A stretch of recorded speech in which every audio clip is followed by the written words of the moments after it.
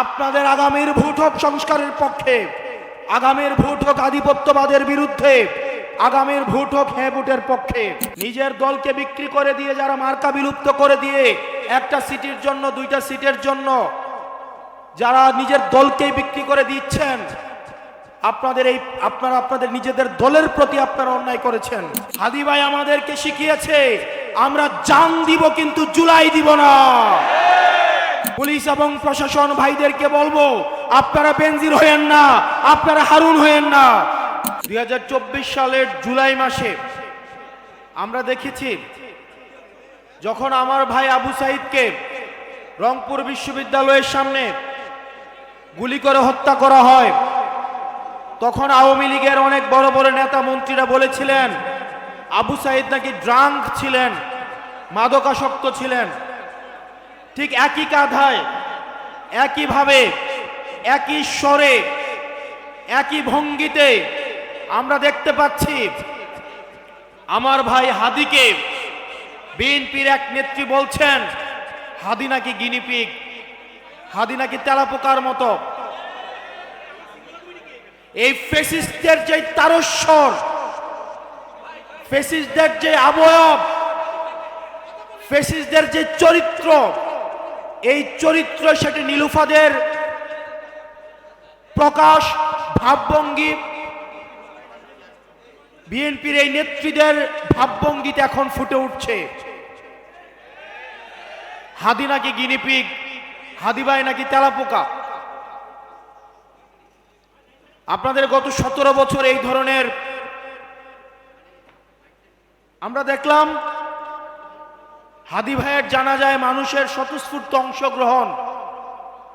বাংলাদেশের বিভিন্ন প্রান্ত থেকে মানুষ স্বতঃস্ফূর্তভাবে হাদি ভাইয়ের জানাজায় অংশগ্রহণ করেছে। কাউকে বিরিয়ানির প্যাকেট দিয়ে, পকেটে টাকা গুঁজে দিয়ে, চাঁদাবাজির স্পন্সর্ড বাস দিয়ে তাদেরকে জানাজাতে অংশগ্রহণ করাইতে হয় নাই। সেজন্য যারা জনগণ বিচ্ছিন্ন,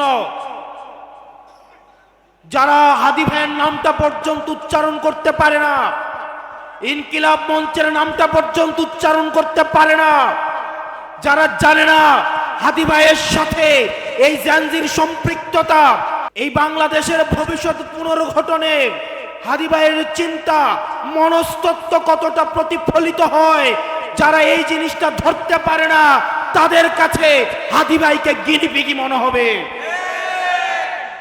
এই জনগণ বিবর্জিত, জুলাই বিবর্জিত, দুর্নীতিগ্রস্ত, চাঁদাবাজদের দলের এই নীলুফাদের মতো নেত্রীরা আমাদের জন আকাঙ্ক্ষার বিরুদ্ধে সবসময় অবস্থান নিয়েছে। তাকে এই বক্তব্যের জন্য তাকে প্রকাশ্যে ক্ষমা চাইতে হবে। আসলে উনাদের স্বভাবোচিতই মানুষকে টাকা দিয়ে প্রোগ্রামে নিয়ে আসতে হয়, বাস ভাড়া করে প্রোগ্রামে নিয়ে আসতে হয়, বিরিয়ানি দিয়ে প্রোগ্রামে নিয়ে আসতে হয়, চাঁদাবাজি করে বাস ভাড়া করে প্রোগ্রামে নিয়ে আসতে হয়।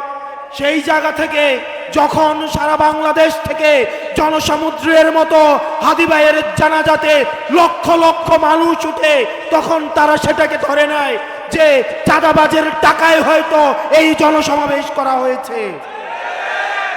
প্রিয় ফেনীবাসী, এই সম্ভাব্য যারা ফ্যাসিস্টদের মতো করে কথা বলে, সাইদকে যেভাবে অপ্রাসঙ্গিক করে তোলা হয়েছে, তোলার চেষ্টা করা হয়েছে, হাদি ভাইকে যারা অপ্রাসঙ্গিক করে তোলার চেষ্টা করে, তাদের সম্পর্কে আমাদেরকে সচেতন থাকতে হবে। প্রিয় ফেনীবাসী, আমরা দেখেছি হাদি ভাইয়ের হত্যাকাণ্ডের পরে এখনো পর্যন্ত আমরা কোনো দৃশ্যমান অগ্রগতি দেখতে পাইনি।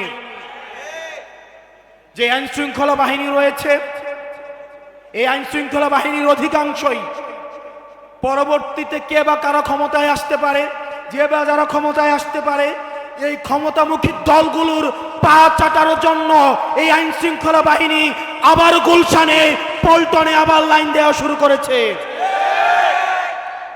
এই হাদি ভাইয়ের হত্যাকাণ্ডের সাথে যারা জড়িত, যারা অর্থদাতা, যারা বিদেশে বসে সেটির পরিকল্পনা করেছে, তাদেরকে অতি বিলম্বে তাদেরকে গ্রেফতার করতে হবে।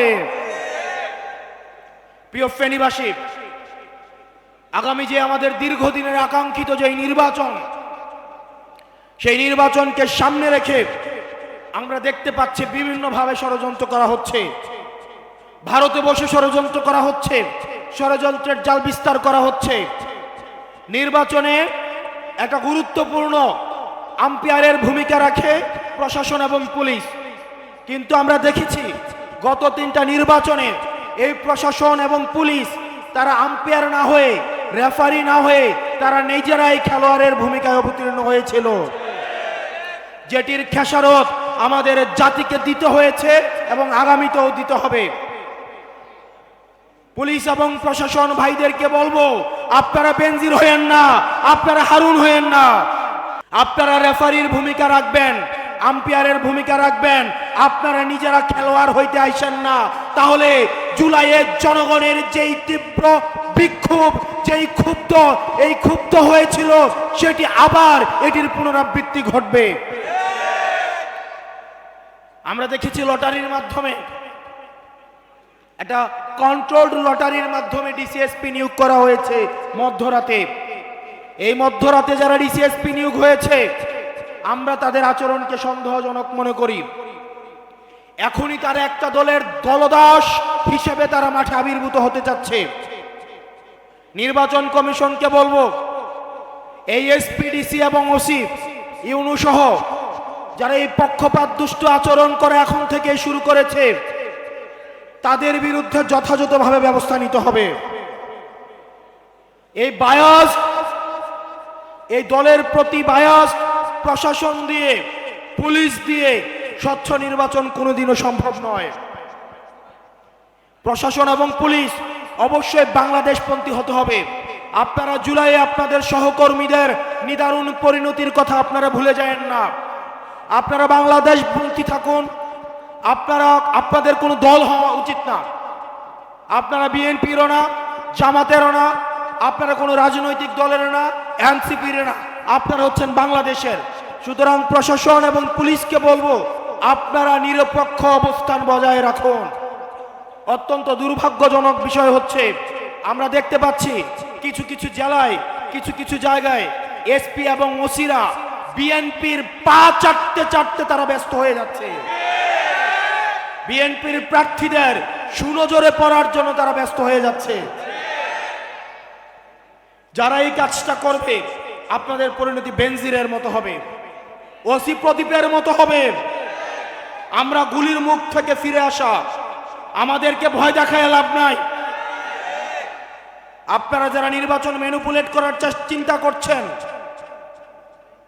নির্বাচন যদি কোনো কারণে ম্যানিপুলেট করা হয়, এই তরুণ প্রজন্ম বসে থাকবে না।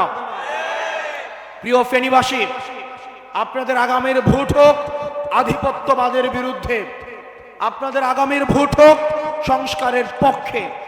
আপনারা দেখতে পেয়েছেন গত 1.5 বছর কোন কোন দল সংস্কারের বিপক্ষে অবস্থান নিয়েছে। তারা জন আকাঙ্ক্ষার বিপরীতে গিয়ে না ভোটের পক্ষে অবস্থান নিয়েছে। ছাত্রদের এবং জনতাদের দীর্ঘদিনের আকাঙ্ক্ষিত যেই বাংলাদেশের স্বপ্ন সংস্কারের মধ্য দিয়ে প্রতিফলিত হতে যাচ্ছিল, কারা সেটিতে বাধা দিয়েছে। প্রিয় ফেনীবাসী, আপনারা জানেন কারা চাঁদার টাকায় কাদের দল চলে। প্রিয় ফেনীবাসী, আপনারা জানেন প্রত্যেকটি পাড়া মহল্লায়, অলিতে গলিতে ছোট ছোট ব্যবসায়ী, ভ্যানওয়ালা, চা দোকানদার থেকে শুরু করে আমাদের যত বড় ব্যবসায়ী আছে, তাদের নাবিশ্বাস হয়ে গিয়েছে এই চাঁদাবাজ এবং দুর্নীতিবাজদের কারণে।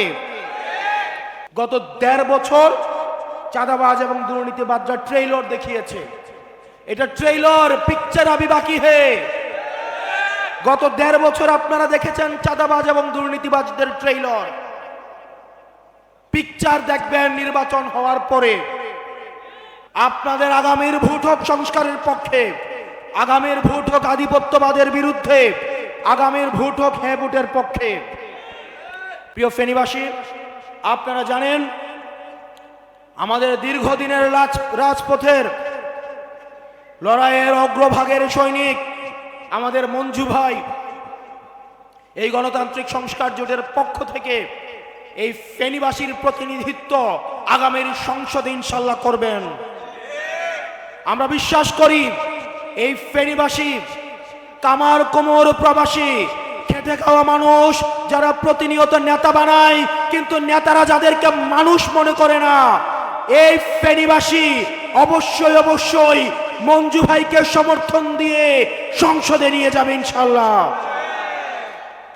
প্রিয় ফেনীবাসী, আমাদের রাজপথের লড়াই সংগ্রাম, আমরা চেয়েছি একটা ব্যালট বিপ্লব, কিন্তু আমরা দেখতে পাচ্ছি কতিপয় রাজনৈতিক দল মিলে তাদের মার্কাগুলাকে বিলুপ্ত করে দিয়ে আবার একটা দলে একীভূত হচ্ছে।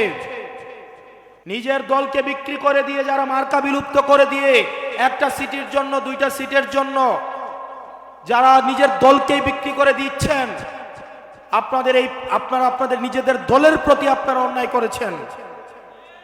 আপনারা আপনাদের নিজেদের দলের প্রতি আপনারা অবিবেচনা করেছেন। দুইটা সিটের বিনিময়ে নিজেকে বিক্রি করে দিলেন। আমাদের দীর্ঘদিনের রাজপথে থাকা আমাদের অনেক সহকর্মী, আমাদের কাছাকাছি বয়সের ভাইয়েরা আছেন, আপনারা গণ আকাঙ্ক্ষার বিরুদ্ধে গিয়ে আপনারা দুইটা তিনটা সিটের বিনিময়ে নিজের মার্কা বিলুপ্ত করে দিয়ে অন্য একটা রাজনৈতিক দলের কাছে চলে যাচ্ছেন। এর থেকে দুঃখজনক আর কিছুই হইতে পারে না। আমরা চেয়েছিলাম একটা ব্যালট বিপ্লব, কিন্তু দেখতে পাচ্ছি কিছু রাজনৈতিক দল একটা বুলেট বিপ্লবের প্রস্তুতি নিচ্ছে। আমাদের সবাইকে একসাথে আমাদের অন্যায়ের বিপক্ষে, ইনসাফের পক্ষে আমাদের সবাইকে লড়ে যেতে হবে। হাদি ভাই আমাদেরকে শিখিয়েছে আমরা জান দিব কিন্তু জুলাই দিব না। আমরা সবাই একসাথে ইনকিলাব ইনকিলাব, আপোষ না সংগ্রাম, দালালি না রাজপথ, দালালি না রাজপথ, ইনকিলাব ইনকিলাব।